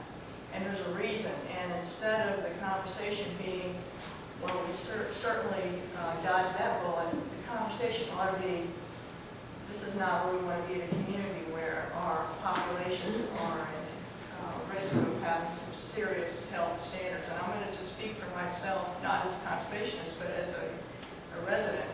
I'm in a wait-and-see mode over the next couple of years, what decisions we make on who we're going to be and who we're going to invite in to our community before I decide if I retire here or not. That's, if I could just interject real quick. When I first moved here, I used to ask the question, hey, what brought you to Wilmington? That was like when you're in college, hey, what's your major? What brought you here to Wilmington? And my question is different now. What's going to keep Tracy Scrable staying here? That is what I'm more concerned with than I am with what got you here. How do I keep the people I want here? Sorry. Sure. Well, and it really speaks, Tracy's point really speaks to getting in front of this thing, getting out ahead of this thing. So, instead of sort of chasing knocks and socks and sort of chasing these industries from other countries that may or may not stay here, may outsource like in the 60s the railroad did and then left this place a big mess. So getting out in front of it, and someone on the panel, I think it might have been Rick, said, it's been the last 100 years. So for thousands of years, urban development and industry, as it were, in that age was functioning fine and functioning somewhat in a symbiotic relationship with the environment. But in the last 100, there have been real specific choices that have been made in industry in the first industrial revolution that got us to where we are now. And we're absolutely at a crossroads. And you mentioned Bill McDonough, who talks about the next industrial revolution, and so many other visionaries like Norquist are talking about these things. And I personally work in an industry, large-scale industry, that's preparing to go to IPO as far as the economic side goes. But we're a low to no impact industry that will create hundreds of jobs that cannot be outsourced. So we'll be developing communities from the ground up. And I think that it's really important that we see this opportunity of the last 3 years, the economic downturn of the last 3 years, to not go to a streamlined jobs at any cost streamline, but as Mr. Boney, can't remember your first name, sorry, said, it's important that we do this in a way that's very, very intentional, and obviously that's, what we're doing with CFEDC and what Norquist is promoting, but in a way that isn't, in another 100 years, they're going to have to say, oh, what have they done the last 100 years? How are we going to fix this? And to be able to intentionally develop in a way this extraordinary community. Because I always say, I grew up in a river town, I grew up in a college town in Baton Rouge and New Orleans, and we vacationed in Florida. And I said, if you smash Pensacola and Baton Rouge together and reduce the size, by a zero, you get Wilmington. And there's no other place in this country that can say that. And so, and that's why I live here. I mean, my business is based in Pennsylvania. We're developing in Georgia, in Texas, and so many places. And I've tried for a long time to develop here in North Carolina. And, for a lot of different reasons, it's taken a while. But, I'm very determined to bring this business to North Carolina because it speaks to bioremediation. It speaks to carbon sequestration. It speaks to what Mr. Catlin said about these industries that are existing. The low-tech, high pollution industries that are existing, costing millions of dollars for them to sequester their NOx and SOx. Well, our industry, my business, can do that at a low cost, can create a new revenue stream to where there's no waste. All waste becomes offtake. All waste becomes economic development. All waste is taken care of so that Tracy's needs and Mr. King's needs are both met. And that's what we need to encourage. I mean, and I haven't, talked to the WID in a long time, and a lot of the people here locally, haven't talked to in terms of, what the next steps are to do that. And I think that, we touched on it. I mean, the money's just not flowing. But there are people out there that have a ton of money and want to do the right thing with it. So I think it's just about connecting the dots, which I think the CFEDC has done a great job at doing. I just want to make sure that we avoid that moral hazard of jobs at any cost, increasing the tax base, and again, being behind this thing, chasing it. Let's get out in front of it. Let's take this time to take a deep breath, to pause, to press pause on some of the things we're doing. And you brought up the example of Verizon. Well, that's a clean tech industry. That's exactly what we want. We want clean tech industry, high-paying, high-wage jobs that are actually going to increase our tax base, not smoke and mirrors that are say they're going to, but actually do, and actually bring in the kind of consciousness that I think Elise pointed out about, wanting bike lanes and wanting better schools and wanting, all these things. So it's a matter of connecting these dots and, again, getting out in front of it and doing these 100-year life cycle assessments. I mean, Dave, you build buildings, right? How many buildings are built now that are even going to be here in 100 years? And so I work with the International Living Building Institute, and we do 100-year life cycle assessments, and these are no-impact buildings. They're completely self-sustaining, both through energy and water, because water is the next oil. We will fight wars over water, and so.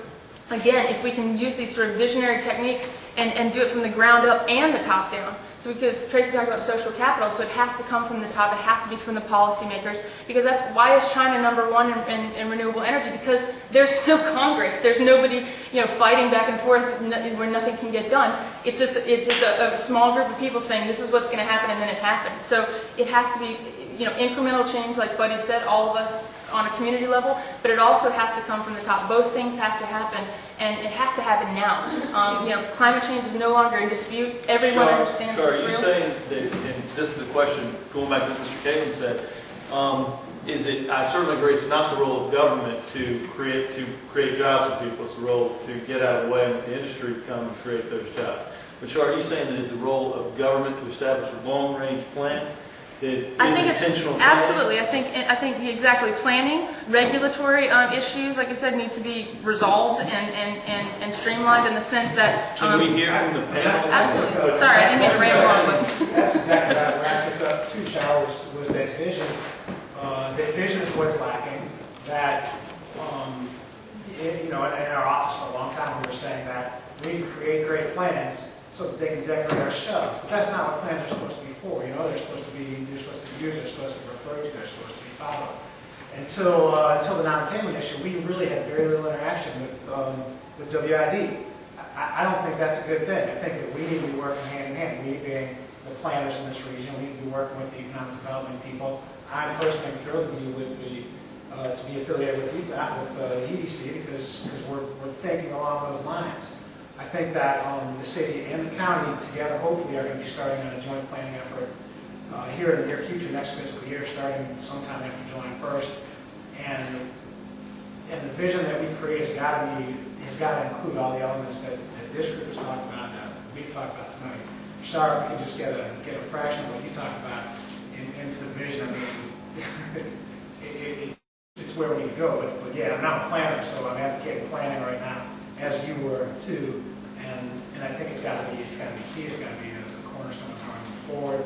It's got to respect the value of downtown and recognize how important that value is to the rest of the county. And we got to figure out a way to provide opportunities for people like Mr. King to bring industries into this community that we want.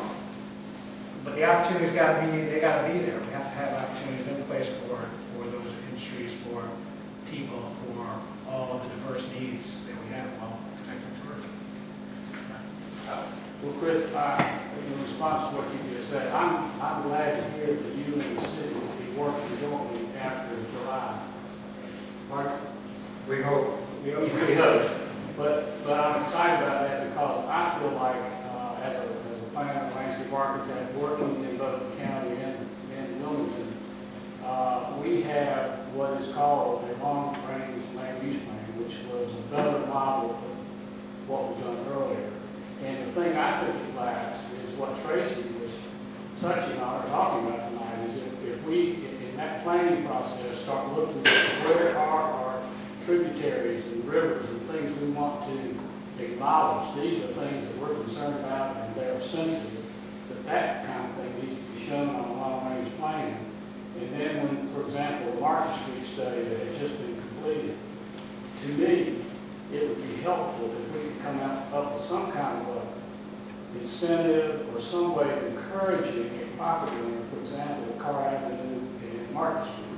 There's a very nice plan, conceptual plan on there, but there's no way of implementing that because there's incentive other than the ordinance. I mean, you can show it, you can encourage the property owner to do it, but unless there's some incentive to say, this is what we'd like to see as a community, and as a community, we're willing to have tax abatements, we're willing to do these things that will encourage that property owner to develop something that looks like what we want to see as a community. If you don't do that, there's really no incentive for someone to do it. I mean, they've got a shopping center there, and it's just creating cash flow. Excuse me, just one, Tracy would respond. Just on that, Howard and I worked on the same land use plan about 100 years ago, which actually had some of what you're talking about. It had some excellent environmental language for protecting those resources that were never implemented on a project-by-project basis.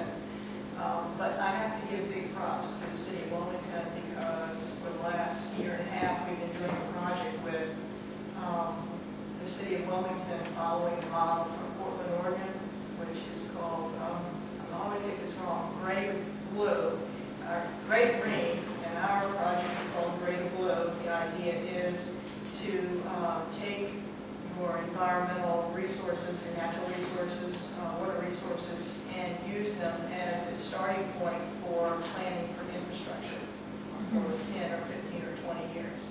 And the city of Wilmington has been working very hard for the last 2 years with us through a grant that provides this work.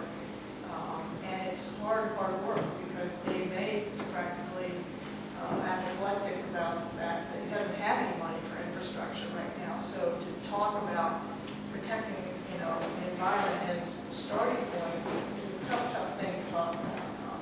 But it's the right thing to do, and I don't know how Portland stacks up to Wilmington in terms of economic development, but they made a big commitment to planning exactly the way that you're talking about. Right, but to me, if you identify the resource that's important to the community to protect, then the community needs to say, what are we going to do to protect this resource? Does it mean that we get easements? Do we purchase it outright so we're protecting those resources?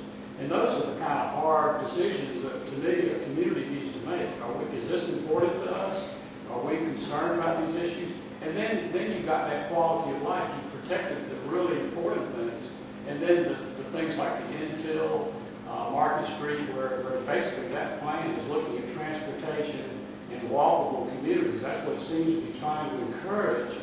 But in my opinion, there's no real incentive to say, this is what we'd like for you to do, Mr. Property Owner, or Mrs. Property Owner, and this is what we're willing to do as a community to give you some incentive to make this happen. Because if that isn't done, I mean, you can do all the nice plans in the world, but if there's not some incentive, like you were saying, David, if there's not something there, you're going to make money, it's going to be good for the community, it's good for the property owner. And I see there's a need for something like that. And I've heard recently communities where they don't charge property owners that are building homes in downtown communities. They don't charge the property taxes for 15 years because they want to get them downtown. Incentives, so I'm not necessarily a big fan of incentives necessarily. What I am a big fan of is creating a culture. And I've been to Hilton Head, I've been all over the place. And if you don't act right, you don't go to your business. If you don't behave in the manner or the culture that's expected, that's benefiting your environment, or benefiting your community, or that is adding value. So, I mean, yes, I'd love the city to say, hey, if you do infill development, no taxes, but if we had a city that said, hey, only the smart people, the people that we like, do infill development. Now, you can do whatever you want, but the people that we like hanging out there do infill development. I mean, everybody wants to be part of the in crowd. And I think that's where I give a lot of the aggravation, or I get a lot of aggravation from some of our politicians, because they refuse to be leaders sometimes. They refuse to say, and it's not, but, if you got elected, stand up for something. Say something, be something, do something, and help create or cultivate that culture. Because if our culture is such that we only attract people who want to not have to worry about beach closures, then we're probably going to be attracting people who are looking for ways not to be the cause of beach closures. Okay. I'm happy to be hearing this conversation. This is the kind of input that we in the planning department need to hear, want to get for the just mention the comprehensive plan effort. You all in this room now know more than the city council knows about that effort. Our planning division has been chomping at the bit for the last couple of years to get started on the comprehensive plan. But as we all know, the economic downturn had, and we're in a cycle of updating our strategic plan. So politically, it hasn't been the right time to bring it forward to council because we're in the midst of a strategic plan, which is a 3-year plan. It changes every 3 years. That's what's guiding us now. What we have presented to management, we, the planning division, have presented to the city manager's office, is that we don't have a 20-year vision, a long-term, stable, big, broad umbrella kind of vision for all of our plans to fall in. We have our Vision 2020 plan, we have our future lands plan, we have our environmental plans, our Parks and Rec plans, our capital improvement projects. They're all, right now what the planning division is doing is a plan audit to look at how those plans conflict with each other, do they support each other, does the right hand of the land is doing, are they all based on this broader vision that's based on a huge public input effort.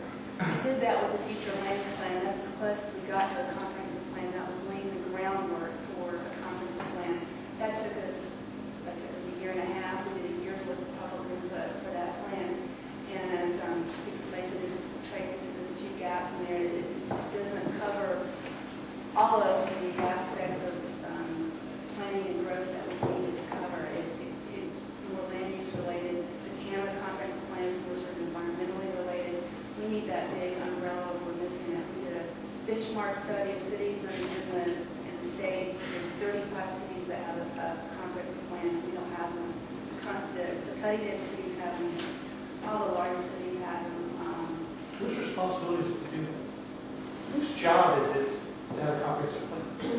Well, council would support But who's the boss man for comprehensive plan? City manager is the boss man. Okay, That's- so I'm saying, there's, we want to come out of this meeting with, where the failures are and how we can put some of these things together. Well, accountability. You have to have accountability because otherwise it's not going to get done. We've got it clear to start this effort, as Chris said. We've been told that we can actually bring this out to the public in July after we get the budget adopted. One of the problems is what does it cost to do a comprehensive plan? We want to do it in-house. We've got the skill, we've got the talent, we've got the passion to do it in-house. We have to make sure that when the state, we find out the state's going to reimburse the city, are we still going to have the staff and the resources to do such a huge project in-house? We can do it in-house, and we feel like as long as we can maintain the staff that we have, we can start it. A lot of people ask, what is the plan doing? It's the downturn. What are you sitting there doing? There's lots of long-range stuff that we could be doing and have been doing, but this was the time to, 2 years ago was the time to start the comprehensive plan. But we can start it now and try to get out front a little bit. We are seeing the numbers of submittals pick back up for development. We want to get out front ahead of that. I keep hearing, what do we want to be? I don't know. We don't know what we want to be. We don't know what direction we go. What are our priorities? Where do we need to put our resources? Before we develop any more plans, we need to have that stable, long-term vision that you've got the dynamic strategic planning process that changes every 3 years, but we don't have that long-term vision to guide us that's built on extensive public input. In 1997, I was involved with a pledgement group together with grant money from Z-Smith from the State Fair tomorrow. I don't know if anybody's remembers it at all. State Fair. I had a friend who told me we weren't very ambitious. He said, you're only planning for the next day. It doesn't seem like it's worth the effort. So, but anyway, in 1997, we brought Andres Duani from DPZ Architects and one of the most well-known town planners and proponents of the urbanism to speak 1997. And the city and county, I think, jointly funded an effort by Ray Gendros from Urban Design Associates in Pittsburgh, one of the preeminent urbanism town planners, to come in and do a series of 3 or 4 charrettes that would produce exemplary models for various types of species of development: downtown, urban infill, rural hamlet development out in the county and so forth, and even some beach stuff. And they were all really great plans. I mean, these are people who were just immensely experienced and proficient in what they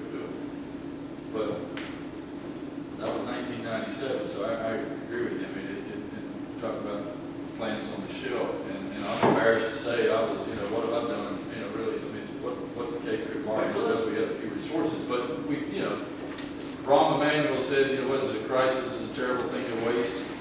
So maybe, maybe we are at the precipice of saying, yeah, we've been doing this, and now we've got the impetus to move forward and have a real vision and act on it. But that effort, and I've got the brochure still in my phone, led to Barkley Commons, which is over where our office is. Cameron Company developed, Scott Sullivan, bring that group together. Duane came in and spoke, and so his vision was to create a mixed-use development out there on Shipyard Boulevard. At the time, there was no ordinance that existed that would allow anything of that sort. Our ordinances were based upon the suburban mode of growth, which was you either do an office park, or you do a single-family house, or you do a don't ever think everything will come together. And so that was the one that broke the mold. And so what it did was it spawned Barkley Commons, which you couldn't build back then, and they wouldn't let us do residential. We found a way to do office above retail, as close as they could get at the time. But that led to the next ordinance, which Kay was involved in, and Wayne Clark, which is the one example of form-based code making, I guess, in our ordinance, and a really wonderful tool. I mean, it's got some great stuff in there. If you look through it, it's a very complex one, but very successful. And we got some. I'm trying to feel just a little bit better, Chris. Keep going. So those maybe we did do something. Those little things, those little discussions all lead to bigger stuff, and that's those are the successes that you see in there. Real quick, kind of related, Matt, you talked about TIF earlier, and for those of you who don't know, TIF is tax equity financing, and they do lots of it in other states. In South Carolina, there's a TIF on every other block, and you can do a lot of that. Their form of government, their state legislature allows for that because they have a more local form of government than we do here. There's lots of reasons why, but the reality is North Carolina, only maybe 2 or 3. There's one in Kannapolis, there's one in Roanoke Rapids, which Sally was intimately involved with in her own town, which resulted in the Randy Park Theater, which was not a great example of how to use a TIF. And there was another one somewhere else. That led to another TIF. Yeah, that's right. So they're very difficult to do. We talked about it down here on numerous projects in numerous ways, and I don't know if North Carolina is ready for this. Well, and I use the TIF example only as a model, but it seems to me, at least, that Billy mentioned, of course, harvesting the continued investment from the successful investments in businesses like Verizon, who then create taxpayers, and they buy houses, and they open other businesses, perhaps, and stay here, retire, and contribute to the economy. But I say it only that if the essence of new urbanism from an economic standpoint is efficiency, it's optimizing resources, it's infill, leveraging the existing infrastructure that's already in place, transportation system that doesn't cost as much because the connectivity doesn't have to be as great. Linear foot of streetcar line, bicycle path, whatever it is, you compress the footprint of human civilization across the region, and then not only do you compress it, but you mix it in a fine-grained, integrated way so that there are efficiencies delivered not only by compression, but also by integration that occur. So those all supposedly, and I certainly believe they do, create savings, they create benefits into the future in a very durable way. So again, the challenge would be, how do you harvest that future savings and access the present value of that in order to be able to go ahead and do it in an area of climate of austerity like we have in scarce capital? Where are some of those kinds of tools and techniques that we can develop and create ways to do it? Because the money's there from the urbanism, but those savings and efficiencies are not necessarily in the next 30 minutes. But the concept of present value and harvesting future income and revenue that's just prevails across every business. And there's nothing new about the economic concept, but being able to utilize it right now is when we need to make the change to retrofit the settlement pattern that we have. So that would be my question and challenge everybody is, going forward, it's great to have the vision, and we need that. We need to know, as Tracy said, which, A, B, or C, what kind of place are we going to choose to be?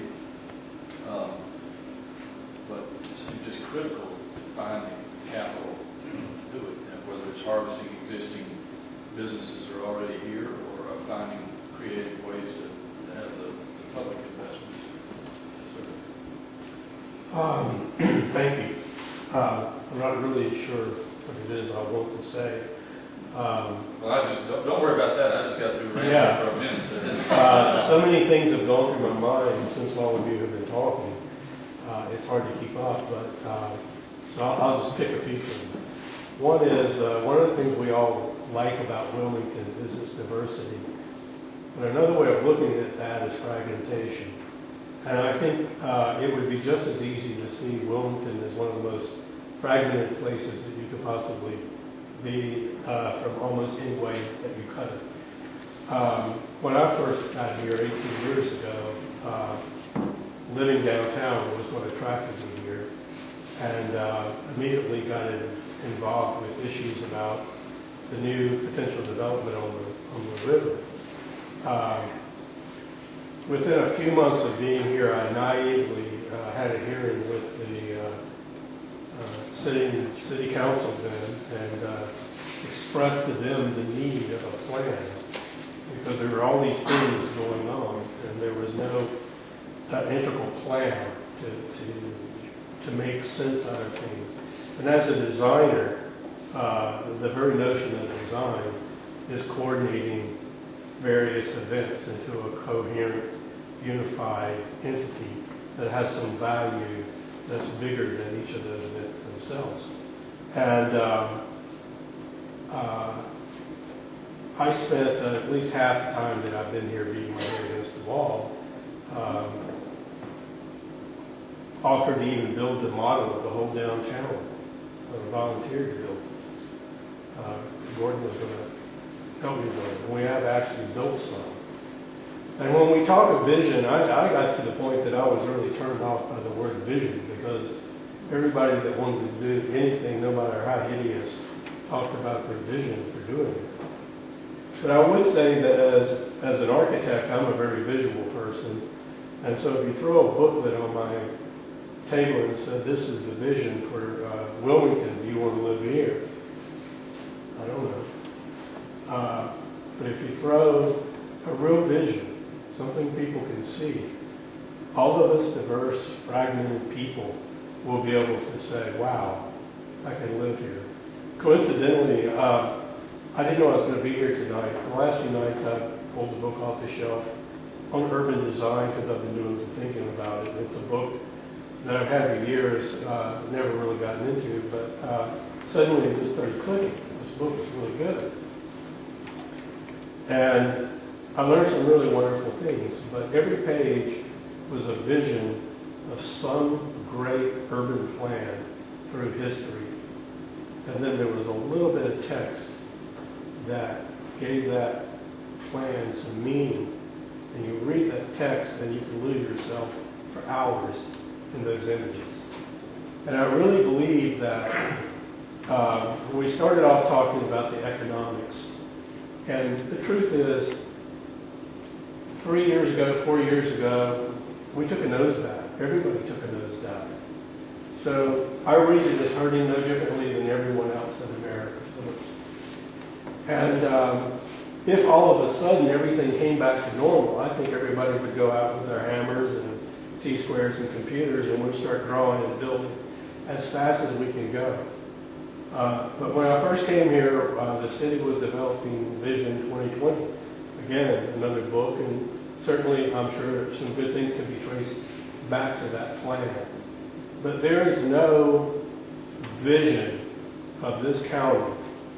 Wrightsville Beach and Wilmington exist separately with sprawl all the way in between, is the way I see it. And I lived here 35 years ago when it was a woodland drive to go from Wrightsville Beach to downtown. And somehow we've lost that. And the very landscape that we live on, that we talk about honestly, you have to almost have blinders on when you ride around, because you have to open your eyes at a special time and you'll see something absolutely beautiful. But if you open them at the wrong time, you will live in a place that's absolutely frightening. I'm excited to hear that there's a plan to develop a unified urban plan, or a plan for the county. I guess what I would just like to add here is that we're down and we have a pause here. It's not because we can't bring industry in, or people don't want to work, or there are a lot of reasons. I mean, smart people up here have great ideas and a wide diversity of ideas. But I really am an advocate of creating a vision. There's a wonderful book, it's actually entertaining. I think it's called The Devil in the White City. I recommend everybody to read it. It's a fun book. The devil is a serial killer in Chicago in about 1896, and the White City is Chicago's World Fair at the same time. And these two things were concurrent events that were woven in a wonderful book. But Daniel Burnham was the architect that designed the White City, and he's the one that famously said to the people doing this, make no small plans. And they built, their intent was to build a World's Fair that was greater than the last World's Fair, which was in Paris, which featured the Eiffel Tower as its crowning glory. So he had quite a demand on him. Well, read that book, and there is vision. And those were drawings, and those are ideas that got things done. And right now, while we're waiting to bring in these great companies and things that we all want to do, we can protect our environment, and we can plan for a vision that these places want to be. And thank you. Shar had a hand up, and you may have something different than this, but I did want you to respond to. You've got a business that is basically net zero polluting, right? Yeah, I just had a quick comment to just a specific, small, short example to Tracy's comment about Dave Mays and planning and that sort of thing, and just speaking to sort of the overarching ordinance and code and incremental change. I mean, obviously we need a comprehensive plan and that sort of thing, but even as recent as last year, when the streets were being dug up downtown, we approached Dave and some other folks that were in the power circle in terms of making the decisions, and said, hey, instead of just a direct feed to the river, like has been done for a real long time in the urban water management system, how about if we do a simple sediment to the aquifer type of arrangement, which is very low tech, very inexpensive, takes a little bit of thought. And the response we got was, that's not in the ordinance, that's not in the ordinance, that's not the code. And so those types of decisions can be made, or I think need to be streamlined. Those kinds of decisions need to be streamlined. It doesn't need to take 5 or 10 years to figure out that we don't need runoff from the streets going into the river, directly into the river, without first being filtered through the aquifer, right?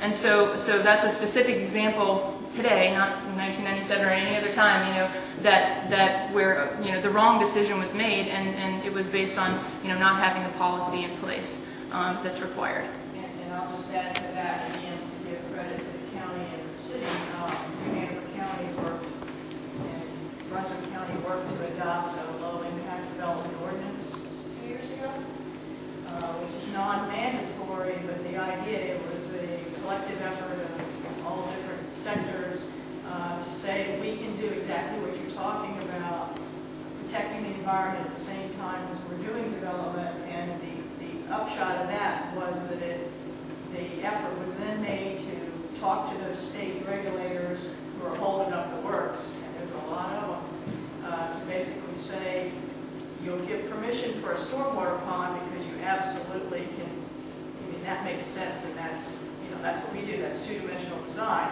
But here's an idea that not only will protect the aquifer and our surface waters, but will end up costing less. But we don't have a box for it right now. And so those conversations have been going on for the last year and a half. We have a couple of projects that have slowly worked their way through the system to make that a better concept.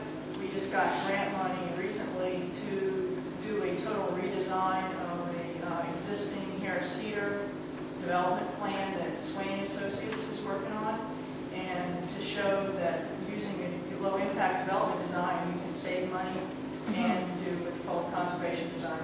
Is it going to be easily permitted? Probably not. Right. What's first cost versus last cost? Because again, getting back to the living building, zero net energy, zero net water, and we just did an assessment at Duke where their new campus, they'll save $348 million over the next 100 years by not having to replace those buildings and not having those energy costs. That's where we get our money from. $348 million and zero impact to society. Hold on a second, guys. I'm going to bracket everything that's happened until now, and this is the plenary session. And then I want to invite everybody to maybe have a beer, sit back down if you want. We will start the hardcore session in about 10 minutes or so. But I want to be respectful of everyone's dinner times and kids' homeworks and things like that. There wasn't going to be a punchline anyway, or maybe if there's a punchline, it's maybe sort of what Tracy and many others said, which is, it is nice to talk, and we haven't seen these people together. It's great to get this sort of diversity of views and dialogue. Please feel free to continue. I'm going to stay and have myself a beer, and we can continue this. You guys want to sit back down, you can, but please don't feel like you need to, and you all don't feel like you need to. I think it was great, but let's go to that next hardcore phase in a couple minutes. Okay. Oh, and one more thing, I'm sorry. Michael's comments reminded me that I was going to plug John Norquist's book. He has written a lot of what he talked about actually some time ago, but The Wealth of Cities is about urban planning and some of the impediments to urban planning. And actually, Buddy has there's sort of a brochure here on New Urbanism, also from the Congress of New Urbanism. So feel free to take a look at those. I'll leave them here, and you can hang out. You can talk about those books, talk about other things. Thanks very much for coming, you guys. I'll see you back there for some chips or something like that. Great session.